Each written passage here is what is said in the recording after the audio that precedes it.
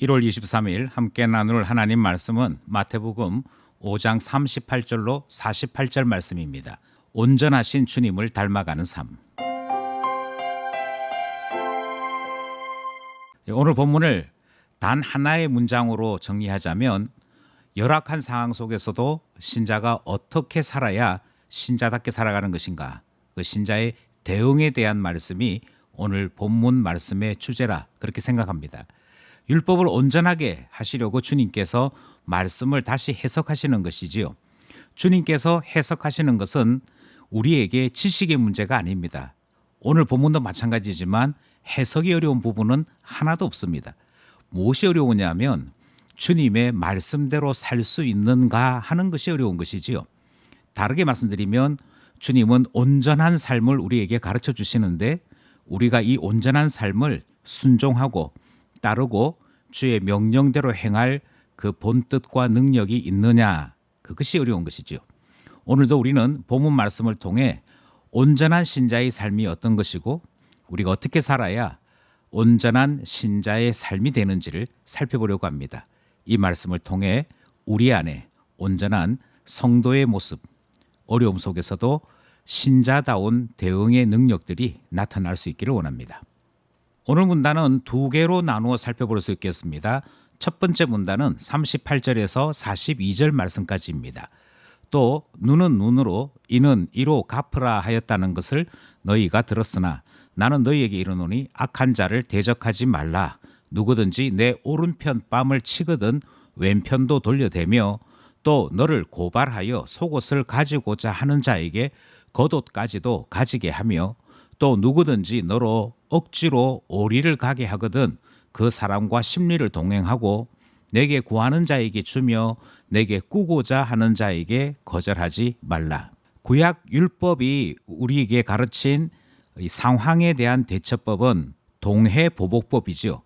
눈에 대한 보복은 눈으로, 이에 대한 보복은 이로 한다. 이것을 같은 피해의 크기만큼 보복함으로 갚는다. 줄여서 동해보복법 이렇게 표현을 합니다. 그런데 예수님께서는 이 동해보복법에 대해서 그것은 신자다운 삶의 원리가 아니다. 그렇게 말씀을 하시지요. 그러면 어려운 환경 또는 매우 불편부당한 일을 만났을 때 신자의 대응이 무엇이냐, 그것에 대해 예수님께서 말씀하신 신자 대응의 제1원칙은 대적하지 않는 것입니다. 다르게 말씀드리면 같은 방식으로 대응하지 않는 것이라 그렇게 말씀을 하시지요. 왜냐하면 악한 자를 대적하다 보면 나도 악한 자가 될 가능성이 높기 때문입니다. 그래서 누군가가 오른편 뺨을 때렸다면 그 왼편도 돌려대어서 그에 대한 보복의 의지가 전혀 없음을 나타내는 것이 도리어 신자다운 대응이라 그렇게 말씀하시는 것입니다. 또 다르게는 누가 고발해서 속옷을 가지고자 할 때 겉옷까지도 아예 내어주게 되면 고발할 일도 없을 뿐만 아니라 그 고발한 자가 도리어 무한해지는 것이지요. 이처럼 주님께서 우리 신자들에게 요구하신 대응은 악한 자와 똑같은 보복을 행하라 하신 것이 아닌 것을 봅니다. 내가 피해를 당했거나 내가 억울한 일을 당했다고 그와 똑같이 대응하거나 그에게 대갚아 주려고 하다 보면 우리는 결국 똑같이 악한 자가 될 수밖에 없기 때문인 것이지요. 41절에서도 역시 똑같은 적용이 명령되어져 있습니다. 누가 억지로 오리를 가게 하거든 심리 동행해줘라 그렇게 말씀하시는 것이지요. 42절 말씀도 역시 마찬가지죠. 구하면 주라고 말씀하시고 꾸고자 하는 자에게 그냥 거절하지 말고 꾸어주어라 이렇게 말씀하시는 우리 첫 번째 문단의 말씀을 듣는 것입니다. 똑같은 사람 되지 말라. 굳이 대적하려고 하지 마라. 오히려 그들의 요구에 따라주고 그렇게 함으로 그들을 넘어서라 말씀하시는 신자 대응의 첫 번째 말씀을 함께 들었습니다. 두 번째 문단은 43절에서 48절 말씀입니다. 두 번째 문단이 우리에게 가르치는 교훈은 온전한 신자들은 원수를 어떻게 대해야 되는가, 이 원수 대응에 대한 말씀이 두 번째 문단의 내용이죠. 43절 또 내 이웃을 사랑하고 내 원수를 미워하라 하였다는 것을 너희가 들었으나 나는 너희에게 이르노니 너희 원수를 사랑하며 너희를 박해하는 자를 위하여 기도하라.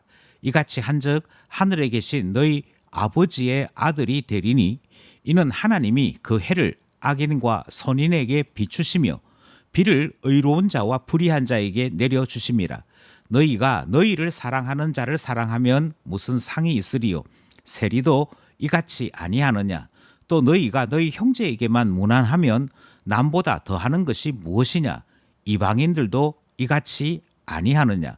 그러므로 하늘에 계신 너희 아버지의 온전하심과 같이 너희도 온전하라. 43절 말씀을 보면 이 둘째 문단의 주제는 원수에 대한 우리의 대응 자세인 것을 확인할 수 있습니다.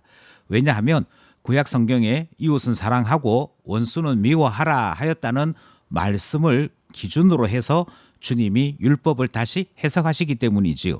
그럼 원수에 대한 우리의 대응은 무엇이어야 되느냐? 그것에 대해 44절이 이렇게 말씀하십니다. 너희 원수도 사랑해라.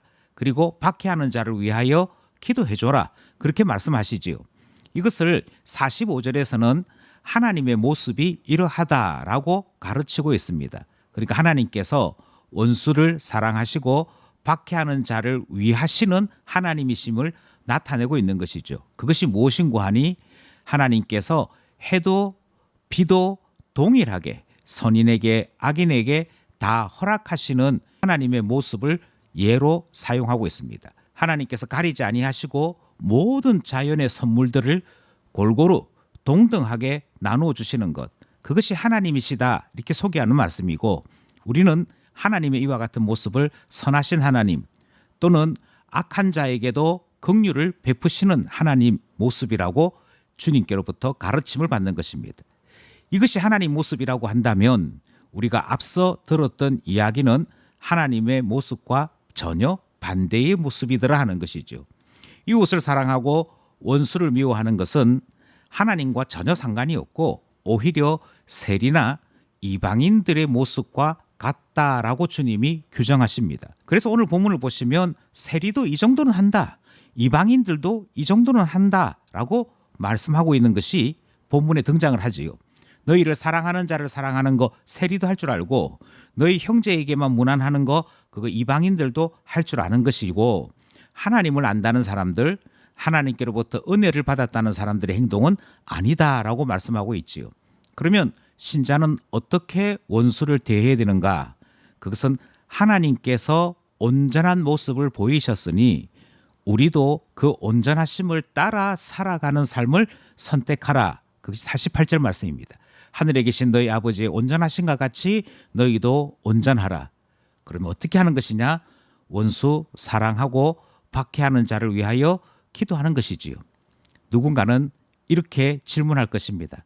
목사님, 정말 그게 가능한가요? 어떻게 내 원수에게 사랑을 베풀고 박해하는 자를 위해 기도할 수 있습니까? 우리에게도 감정이 있고 지난날에 대한 상처가 있는데 가능할까요? 라고 물어보게 될 것입니다. 사람이 보이면 불가능합니다. 그런데 하나님이 보이면 가능한 일이 되는 것이지요. 무엇을 먼저 보느냐? 어디에 우리의 삶의 목적지를 두느냐?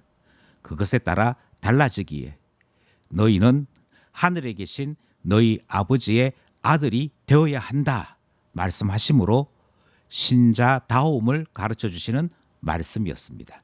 여기까지 본문 말씀이었습니다. 오늘도 본문을 따라 세 가지 기도 제목 함께 나누고자 합니다. 세상을 따라 살게 되면 무정하고요, 차갑고, 그리고 모두가 다 원수가 있다고 이야기하고 피해 당했다고 말하고 보복해야 된다고 말하는 세상 따라가는 무서움이 나타나게 되지요. 보복을 주장하는 것, 그것은 세상 이야기입니다. 반면에 주님의 명령은 세상과 너무나도 다른 차원의 말씀이 주어지고 있습니다.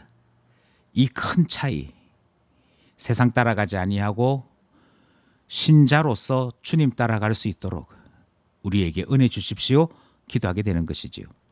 선하신 주님을 닮아가려는 사람만이 하나님의 아들들이라 말씀하십니다. 그러니 오직 주님만 바라보며 주님 닮은 자녀 되게 하소서 기도하게 되는 것이지요. 주님은 우리의 삶이 세리보다도 이방인보다도 나아야 한다라고 말씀하십니다. 그럼에도 세상으로부터 손가락질 받고 있는 우리의 현재 모습을 돌아보게 됩니다. 온전한 삶으로 하나님께 영광 돌리는 신앙의 승리 보여드릴 수 있도록 우리를 이끌어 주십시오. 기도하게 되는 것이지요. 오늘도 말씀과 기도로 하나님 자녀로 살아가는 우리 모두 되기를 원합니다.